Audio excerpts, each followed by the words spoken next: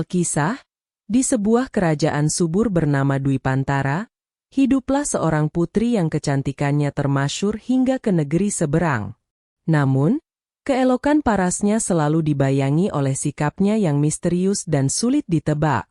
Ini adalah kisah tentang bagaimana sang putri, yang hatinya semanis buah paling lezat namun terbungkus dalam cangkang kesalahpahaman, pada akhirnya mendapatkan sebuah julukan yang akan abadi dalam legenda, Putri Manggis. Putri Arsinta adalah permata mahkota kerajaan Dwipantara. Ia memiliki kulit kuning langsat yang bercahaya, rambut hitam legam yang tergerai lurus hingga ke pinggang, dan sepasang mata gelap yang dalamnya seperti danau di malam hari. Tubuhnya ramping dan semampai, setiap gerakannya anggun dan terukur. Namun, keindahan ini terbungkus dalam aura dingin yang membuat banyak orang segan untuk mendekat. Ia jarang tersenyum, bicaranya irit, dan seringkali memilih menyendiri di taman istana yang paling terpencil. Sikapnya ini menjadi buah bibir di seluruh penjuru istana dan negeri. Para dayang menyebutnya Putri Dinding Es. Sementara para bangsawan yang mencoba mendekatinya seringkali pulang dengan perasaan canggung karena tanggapannya yang singkat dan tatapannya yang seolah menembus jiwa. Bahkan ayahandanya sendiri, sang raja, seringkali bingung menghadapi putri tunggalnya itu. Ia tahu hati putrinya baik, namun ia tidak mengerti mengapa Arsinta membangun dinding setinggi itu di sekelilingnya.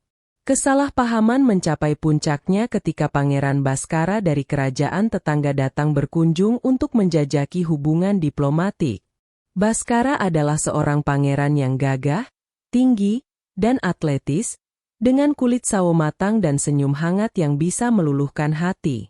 Terbiasa dengan sambutan ramah, ia terkejut dengan sikap Putri Arsinta yang begitu formal dan menjaga jarak. Ia mencoba memulai percakapan ringan, namun hanya dibalas dengan jawaban seperlunya. Merasa diremehkan, ego Pangeran Baskara terluka. Ia menyimpulkan bahwa Putri Arsinta adalah seorang wanita yang angkuh dan sombong, yang merasa dirinya terlalu tinggi untuk bergaul dengan orang lain. Di hadapan para penasihatnya, ia secara terbuka menyebut sang putri sebagai pribadi yang pahit, sekeras dan segetir kulit luarnya yang tampak tak ramah. Sejak saat itu, hubungan di antara keduanya menjadi tegang, dipenuhi prasangka dan tatapan sinis.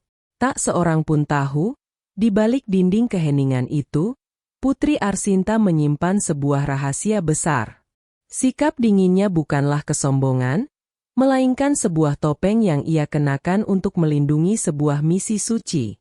Setiap malam, ketika seluruh istana tertidur lelap, sang putri akan menyelinap keluar dari kamarnya, menanggalkan gaun kebesarannya, dan berganti dengan pakaian sederhana berwarna gelap untuk memulai pekerjaan rahasianya.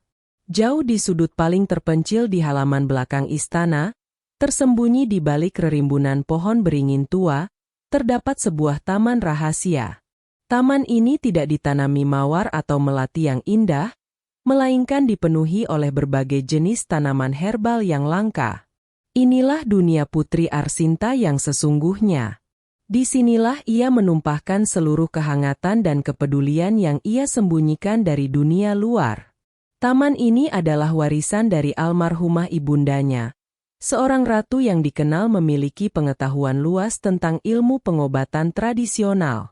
Sejak kecil, Arsinta telah diajari oleh ibunya untuk mengenali setiap daun, akar, dan bunga yang memiliki khasiat penyembuhan. Setelah sang ratu wafat, Arsinta bersumpah untuk melanjutkan misi mulia tersebut. Satu-satunya orang yang mengetahui rahasia ini adalah Tabib Nirmala, seorang wanita tua bijaksana yang telah mengabdi pada keluarga kerajaan selama puluhan tahun. Nirmala membantu sang putri merawat taman itu dan mengajarinya cara meramu obat-obatan yang lebih rumit. Setiap malam, dengan tangan yang cekatan, Putri Arsinta akan menumbuk akar, mengeringkan daun, dan merebus ramuan di sebuah pondok kecil di tengah taman. Ia tidak pernah merasa lelah. Setiap ramuan yang ia ciptakan adalah perwujudan dari cintanya yang mendalam kepada rakyatnya, terutama mereka yang miskin dan tidak mampu membayar tabib istana. Baginya, inilah cara terbaik untuk menghormati warisan ibunya dan menjalankan tugasnya sebagai seorang putri. Ramuan-ramuan yang telah jadi kemudian ia titipkan kepada tabib Nirmala. Dengan menyamar, Nirmala akan mendatangi desa-desa miskin di pinggiran ibu kota, membagikan obat-obatan itu secara gratis kepada mereka yang membutuhkan. Para penduduk desa hanya mengenalnya sebagai utusan dari tabib gunung. Mereka tidak pernah tahu bahwa obat yang menyelamatkan nyawa mereka berasal dari tangan putri mereka sendiri. Mereka hanya tahu bahwa setiap kali wabah kecil menyerang, bantuan gaib selalu datang. Putri Arsinta sengaja menjaga kerahasiaan ini dengan sangat ketat. Ia tahu bahwa jika identitasnya terungkap, niat tulusnya bisa disalahartikan sebagai manuver politik atau pencarian popularitas. Ia hanya ingin menolong tanpa pamrih, sebuah kebaikan murni yang tersembunyi di balik penampilan luarnya yang dingin. Dinding keheningan yang ia bangun adalah pelindung bagi hatinya yang lembut dan misinya yang suci, sama seperti kulit manggis yang tebal melindungi daging buahnya yang manis. Ketenangan kerajaan Dwipantara tiba-tiba terusik oleh menyebarnya sebuah wabah misterius yang disebut penyakit layu. Penyakit ini menyerang siapa saja tanpa pandang bulu, menyebabkan penderitanya lemas tak berdaya, kulit mereka menjadi pucat pasi, dan perlahan-lahan kehilangan semangat hidup, seolah-olah jiwa mereka layu seperti bunga yang tak pernah disiram. Para tabib istana dibuat kebingungan karena semua ramuan yang mereka ketahui tidak mampu menyembuhkan penyakit aneh ini. Kepanikan mulai menjalar di seluruh negeri. Setiap hari, jumlah korban terus bertambah, terutama di kalangan rakyat jelata yang kondisi hidupnya lebih rentan. Suasana di istana menjadi muram dan tegang. Sang raja mengadakan pertemuan darurat setiap hari, namun tidak ada solusi yang ditemukan. Putri Arsinta merasakan kesedihan yang mendalam melihat penderitaan rakyatnya. Hatinya menjerit, ingin segera berbuat sesuatu, namun ia terikat oleh sumpahnya untuk menjaga kerahasiaan. Pangeran Baskara, yang kunjungannya terpaksa diperpanjang karena wabah ini, menjadi semakin kritis terhadap keluarga kerajaan. Ia melihat kepanikan di istana sebagai tanda ketidakmampuan. Puncaknya, dalam sebuah pertemuan dewan, ia secara terbuka menyuarakan kekecewaannya. Ia menuduh para pemimpin kerajaan hanya sibuk berdiskusi tanpa tindakan nyata, sementara rakyat terus berjatuhan. Tatapannya kemudian tertuju pada Putri Arsinta yang hanya diam di kursinya. Dan Tuan Putri, kata Baskara dengan nada sinis yang tajam, di saat seperti ini pun, Anda hanya duduk diam tanpa menunjukkan sedikit pun rasa peduli. Apakah hati Anda sedingin es di puncak gunung? Rakyat Anda sedang sekarat, dan Anda bahkan tidak meneteskan air mata. Tuduhan itu begitu keras dan dilontarkan di depan seluruh dewan kerajaan. Para bangsawan terkesiap, sementara wajah sang raja memerah karena marah sekaligus malu. Putri Arsinta hanya menatap lurus ke arah Baskara, matanya berkilat menahan gejolak perasaan. Ia tidak bisa membela diri tanpa membuka rahasianya. Rasa sakit karena dituduh tidak peduli terasa begitu menusuk. Namun ia menelannya dalam diam. Di balik kebisuan itu, otaknya bekerja keras. Ia tahu bahwa penyakit ini belum pernah ia temui sebelumnya. Ramuan biasa di tamannya tidak akan cukup. Ia harus menemukan bahan utama yang legendaris, yang konon hanya tumbuh di tempat paling berbahaya di kerajaan itu. Setelah malam yang penuh tuduhan itu, Putri Arsinta menemui tabib Nirmala. Dari kitab-kitab kuno peninggalan ibunya, mereka menemukan petunjuk tentang penyakit layu. Penyakit itu hanya bisa disembuhkan oleh sari dari bunga purnama, sebuah bunga langka yang hanya mekar di malam hari di bawah cahaya bulan purnama dan hanya tumbuh di jantung lembah Kabut, sebuah tempat yang terkenal angker dan berbahaya. Menurut perhitungan, bulan purnama berikutnya akan tiba dalam 3 hari. Waktu mereka sangat sempit. Tanpa ragu sedikit pun, Putri Arsinta memutuskan untuk pergi sendiri. Ia tidak bisa mengambil risiko mengirim orang lain ke tempat seberbahaya itu. Sang raja, yang akhirnya diberitahu sebagian kecil dari rencana putrinya, hanya tentang pencarian tanaman obat langka, dengan berat hati memberikan izin, namun dengan satu syarat. Ia tidak akan membiarkan putri satu-satunya pergi tanpa pengawalan yang layak. Dan pengawal terbaik yang ada di istana saat itu adalah Pangeran Baskara. Pangeran Baskara terkejut bukan main ketika menerima perintah itu. Ia diperintahkan untuk mengawal putri yang paling ia benci ke sebuah lembah berbahaya. Awalnya ia ingin menolak, namun sebagai seorang pangeran yang menjunjung tinggi kehormatan, ia tidak bisa menolak perintah langsung dari seorang raja. Dengan terpaksa, ia setuju.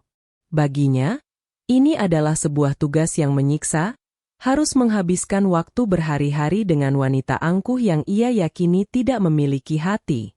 Maka, dimulailah perjalanan yang canggung itu. Putri Arsinta, dengan pakaian pengelana berwarna gelap dan membawa tas berisi peralatan herbal, berjalan di depan dengan langkah pasti. Pangeran Baskara mengikutinya dari belakang bersama dua pengawal setia, pedang selalu siaga di pinggangnya. Tidak ada percakapan di antara mereka. Hanya ada suara langkah kaki dan desau angin. Baskara terus mengamati sang putri, mencari-cari tanda kelemahan atau keangkuhan, namun yang ia lihat hanyalah fokus dan ketenangan yang aneh. Perjalanan menuju lembah kabut sangatlah berat. Mereka harus melewati hutan lebat yang penuh dengan binatang buas dan menyeberangi sungai dengan arus yang deras.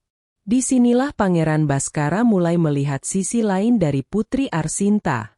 Sang putri ternyata sangat memahami alam. Ia tahu jejak binatang mana yang harus dihindari, tanaman mana yang beracun, dan di mana menemukan sumber air bersih. Pengetahuannya yang luas tentang bertahan hidup di alam liar membuat Baskara perlahan-lahan merasa kagum, meski ia enggan mengakuinya. Memasuki lembah kabut, suasana menjadi semakin mencekam. Kabut tebal menggantung rendah, membuat jarak pandang sangat terbatas. Suara-suara aneh terdengar dari kejauhan, dan medannya dipenuhi jurang terjal serta bebatuan licin. Disinilah ketangguhan mereka benar-benar diuji. Saat salah satu pengawal tergelincir dan kakinya terluka parah oleh batu tajam, Putri Arsinta dengan sigap bertindak. Ia merobek kain dari pakaiannya, dan dengan cepat meramu beberapa daun yang ia petik di sepanjang jalan untuk menghentikan pendarahan. Pangeran Baskara hanya bisa tertegun melihat ketenangan dan keahlian sang putri dalam mengobati luka. Tidak ada kepanikan sama sekali di wajahnya, hanya ada konsentrasi penuh untuk menolong. Ia merawat pengawal itu dengan penuh kelembutan, sesuatu yang tidak pernah Baskara bayangkan bisa dilakukan oleh Putri Dinding Es. Untuk pertama kalinya, sebuah keraguan mulai menyelinap ke dalam hati sang pangeran. Mungkinkah ia telah salah menilai putri ini selama ini? Pada malam ketiga, tepat saat bulan purnama bersinar paling terang menembus celah kabut, mereka akhirnya tiba di jantung lembah. Di sana, di tengah sebuah padang rumput kecil yang dikelilingi tebing, puluhan bunga purnama bermekaran serentak. Kelopaknya yang berwarna putih keperakan seolah memancarkan cahaya rembulan, menciptakan pemandangan yang surreal dan magis.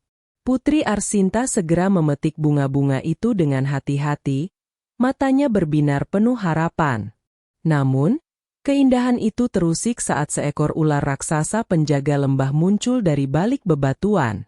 Tanpa pikir panjang, Pangeran Baskara langsung menghunus pedangnya dan melompat ke depan untuk melindungi sang putri.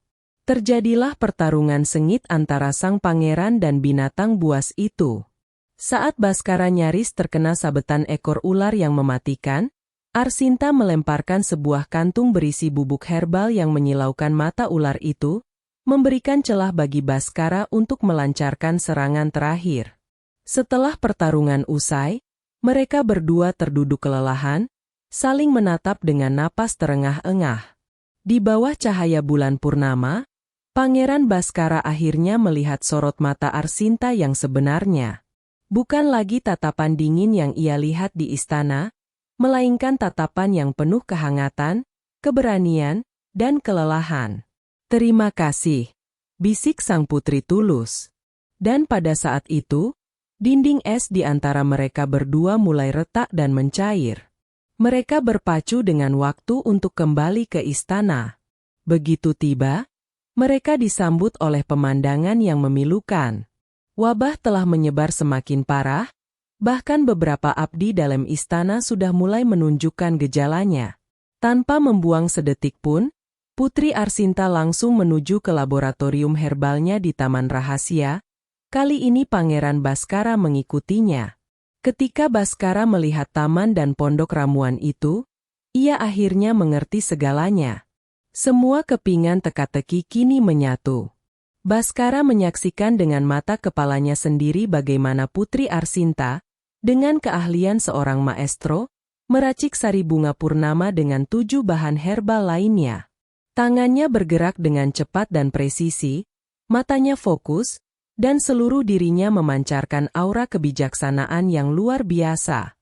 Ia bukanlah putri yang angkuh, ia adalah seorang penyembuh yang berdedikasi. Rasa malu dan penyesalan yang mendalam menyelimuti hati sang pangeran. Ia telah menghakimi seseorang dengan begitu kejam tanpa mengetahui kebenarannya. Setelah ramuan penyembuh itu jadi, Putri Arsinta, didampingi oleh Pangeran Baskara dan Tabib Nirmala, mulai membagikannya kepada para penderita, dimulai dari rakyat di desa-desa. Ia tidak ragu untuk turun tangan langsung, menyuapi mereka yang sudah terlalu lemah untuk minum sendiri. Kehadirannya yang tenang dan sentuhannya yang lembut memberikan harapan baru bagi mereka yang sudah putus asa. Kabar tentang sang putri yang memiliki obat penyembuh menyebar secepat kilat. Saat sedang merawat seorang anak kecil di balai desa, selendang yang menutupi leher sang putri sedikit tersingkap.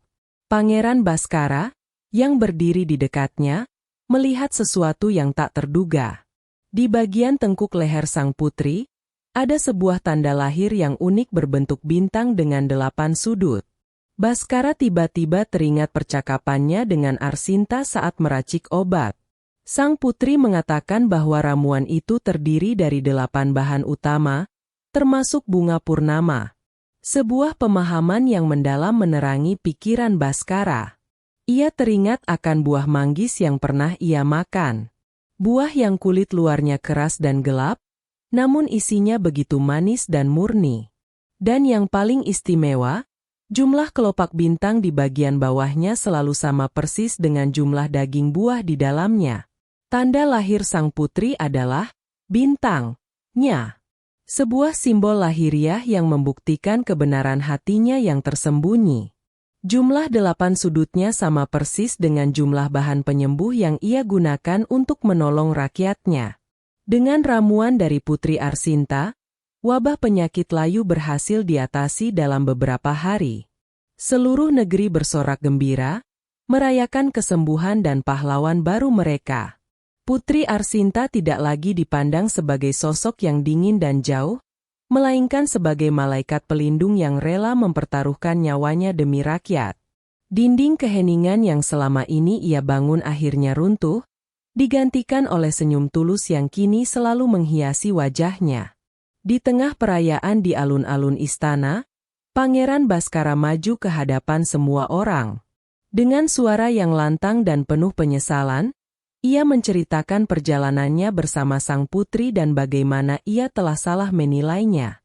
Ia menceritakan tentang taman rahasia, keberanian sang putri di lembah kabut, dan kebaikan hatinya yang tersembunyi.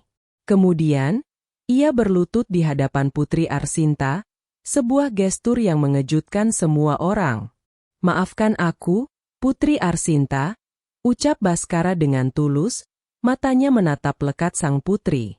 "Aku telah dibutakan oleh prasangka dan hanya menilai kulit luarmu yang tampak keras. Aku tidak tahu bahwa di baliknya tersimpan hati yang begitu manis, tulus, dan murni. Engkau seperti buah manggis, sang ratu dari segala buah. Kulitmu adalah pelindung yang kuat, Namun hatimu adalah anugerah termanis bagi siapapun yang cukup beruntung untuk merasakannya. Kemudian, Baskara menoleh kepada rakyat yang berkumpul. Lihatlah putri kalian. Ia adalah bukti hidup bahwa penampilan luar bukanlah cerminan sejati dari sebuah jiwa. Di balik sikapnya yang pendiam, terdapat kebaikan yang tak terhingga. Ia tidak pahit, ia adalah yang termanis dari semuanya. Mulai hari ini, izinkan aku untuk memanggilnya dengan julukan yang paling pantas untuknya, Putri Manggis, seru Baskara dengan penuh semangat. Seruan itu disambut dengan sorak-sorai yang membahana dari seluruh rakyat. Mereka mengangkat tangan mereka, meneriakkan julukan baru itu berulang kali. Putri Manggis. Putri Manggis. Hidup Putri Manggis. Putri Arsinta terharu hingga meneteskan air mata bahagia. Julukan itu terasa begitu pas, merangkum seluruh perjalanan hidupnya dalam satu kata yang indah. Ia kemudian membantu Pangeran Baskara untuk berdiri, dan untuk pertama kalinya, mereka saling tersenyum tanpa ada lagi dinding di antara keduanya. Sejak hari itu, Putri Arsinta dikenal di seluruh penjuru negeri, bahkan hingga ke negeri-negeri seberang, sebagai Putri Manggis. Julukan itu bukanlah sekadar nama, melainkan sebuah simbol kebijaksanaan yang dihormati semua orang. Ia tidak lagi menyembunyikan keahliannya. Dengan dukungan penuh dari Sang Raja dan Pangeran Baskara, ia mendirikan sebuah balai pengobatan gratis bagi seluruh rakyat, di mana ia secara pribadi mengajar para tabib muda tentang ilmu herbal warisan ibunya. Hubungan antara Putri Arsinta dan Pangeran Baskara berkembang menjadi cinta yang mendalam, sebuah cinta yang lahir dari rasa saling menghormati dan pemahaman, bukan dari pandangan pertama yang dangkal. Baskara belajar untuk melihat melampaui penampilan, sementara Arsinta belajar untuk membuka hatinya dan percaya kepada orang lain. Pernikahan mereka kemudian menyatukan dua kerajaan besar, membawa era perdamaian dan kemakmuran yang panjang. Putri Manggis memerintah sebagai ratu dengan kebijaksanaan yang luar biasa. Ia tidak pernah melupakan asal-usul julukannya. Ia sering menggunakan analogi buah manggis untuk mengajar anak-anak di kerajaannya tentang pentingnya tidak menghakimi orang lain dari penampilan luarnya.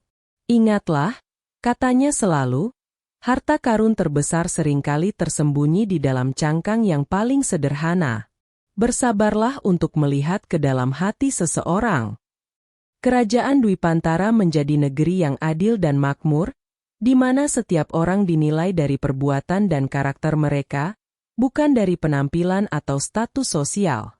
Taman rahasia Sang Putri diperluas menjadi sebuah kebun raya herbal terbesar di dunia, menjadi pusat pembelajaran dan penyembuhan bagi semua orang. Kisah Putri Manggis menjadi legenda abadi, sebuah dongeng pengantar tidur yang terus diwariskan dari generasi ke generasi. Kisah ini meninggalkan sebuah pesan moral yang tak lekang oleh waktu. Sang Pencipta menciptakan setiap manusia dengan keunikan tersendiri, terkadang membungkus kebaikan yang paling manis di dalam penampilan yang tampak keras atau sulit didekati. Tugas kita bukanlah untuk menghakimi cangkangnya, melainkan untuk memiliki kebijaksanaan dan kesabaran untuk menemukan keindahan yang tersembunyi di dalamnya, karena seringkali, hati yang paling tulus adalah hati yang paling terlindungi.